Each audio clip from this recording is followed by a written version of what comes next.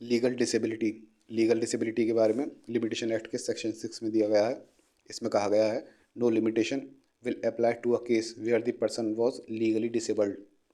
at the time when the cause of action arose, provided the suit is brought within the prescribed time after the disability ceases. It gives minors or lunatics an extended period for filing a suit or application. मतलब जिस समय cause of action arise हुआ, मान लीजिए कोई विवाद उत्पन्न हुआ, उस विवाद के लिए लिमिटेशन एक्ट में कोई टाइम पीरियड दिया है, मान लीजिए 3 साल दिया है, 3 years। मान लीजिए अभी चल रहा है 2025 में यह डिस्प्यूट अराइज हुआ और इसका लिमिटेशन पीरियड था 3 साल, लेकिन जिस व्यक्ति का ये केस था वह व्यक्ति माइनर था उस समय, 2025 में वह माइनर है, तो ये 3 साल का जो लिमिटेशन पीरियड है उसका अभी शुरू नहीं होगा, इस समय वह माइनर है। मान लीजिए 2035 में जाके वह माइनर जो है मेजर बनता है, वह 18 साल का 2035 में होता है, तो ऐसी कंडीशन में उसका लिमिटेशन पीरियड जो है जिस दिन वह मेजर बनेगा तब से शुरू होगा, उसका लिमिटेशन पीरियड अब 2035 से लेके 2038 तक होगा। तो कॉज ऑफ एक्शन जो था, डिस्प्यूट तो हुआ था 2035 में arise, cause of action arise 2025 में हुआ था, लेकिन वह व्यक्ति जो पार्टी थी वह माइनर थी, इसलिए उसका जो लिमिटेशन पीरियड शुरू होगा वह तब होगा जब वह मेजर बनेगा, जब उसकी डिसेबिलिटी, लीगल डिसेबिलिटी जो है वह हट जाएगी, वह माइनर से मेजर बन जाएगा। ऐसे ही मान लीजिए पार्टी ल्यूनेटिक होती या फिर पर्सन ऑफ अनसाउंड माइंड होती, जिस समय कॉज ऑफ एक्शन अराइज हुआ, जिस समय डिस्प्यूट अराइज हुआ, तो मान लीजिए वह व्यक्ति ठीक हो जाता है 2035 में, तो उसका भी लिमिटेशन पीरियड स्टार्ट होगा 2035 से, जब उसकी डिसेबिलिटी सीज हो गई, वह ल्यूनेटिक जो है वह ठीक हो गया। प्रोविजन जो दिए गए हैं सेक्शन 6 में, इसमें यही कहा गया है, मान लीजिए कोई व्यक्ति है, माइनर है या फिर इंसेन है या फिर इडियट है, तो वह उसको सेम पीरियड मिलेगा, जब उसकी डिसेबिलिटी ख़त्म हो जाएगी उसके बाद सेम पीरियड मिलेगा जो कि कॉज ऑफ एक्शन के टाइम पे मिलता है।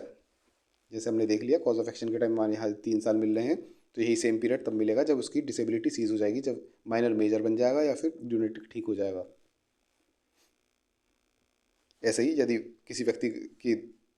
2 डिसेबिलिटी है, मान लीजिए माइनर भी है उसके साथ ल्यूनेटिक भी है, तो उसका टाइम पीरियड तब शुरू होगा जब दोनों की दोनों डिसेबिलिटी ख़त्म हो जाएंगी, मतलब कि सेम व्यक्ति माइनर मेजर भी बन जाएगा और उसके बाद उसकी ल्यूनेसी वो भी ख़त्म हो जाएगी, उसके बाद क्या कहते हैं उसका टाइम पीरियड शुरू होगा। और यदि उसकी डिसेबिलिटी डेथ तक चलती है, मान लीजिए कोई पर्सन ऑफ अनसाउंड माइंड है, उसका ल्यूनेटिक पर्सन है, उसकी डेथ हो गई और डेथ के टाइम पे वह ल्यूनेटिक था, उसकी डिसेबिलिटी ख़त्म नहीं हुई, तो उसका लीगल रिप्रेजेंटेटिव जो होगा अब वह केस को लड़ेगा। अब उसके लिए क्या कहते हैं टाइम पीरियड शुरू हो जाएगा, उसकी डेथ की डेट जो है उसके बाद जो है उसका टाइम पीरियड उसे मिल जाएगा, जो प्रेस्क्राइब टाइम पीरियड है उसकी डेथ से शुरू होगा।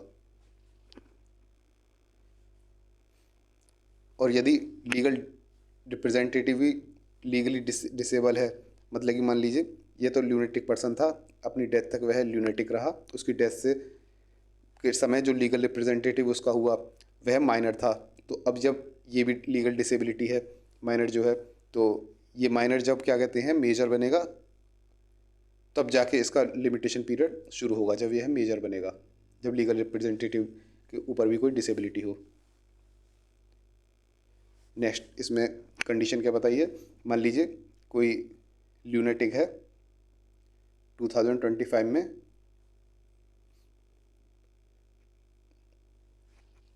अब वह 2035 में जाकर ठीक हो जाता है, अब उसका लिमिटेशन पीरियड यहाँ से शुरू हो जाता है, मान लीजिए उसका लिमिटेशन पीरियड है 3 साल, इन 3 साल के अंदर वह केस कर सकता है, लेकिन 2035 के बाद 1 साल बाद ही उसकी डेथ हो जाती है, 2036 में उसकी डेथ हो जाती है, तो बाकी बचे 2 साल जो हैं ये लीगल रिप्रेजेंटेटिव को मिलेंगे, लीगल रिप्रेजेंटेटिव को पूरे 3 साल नहीं मिलेंगे, जो बाकी जो बचे थे 2 साल जो हैं इन 2 सालों के अंदर इस व्यक्ति का लीगल रिप्रेजेंटेटिव केस कर सकता है।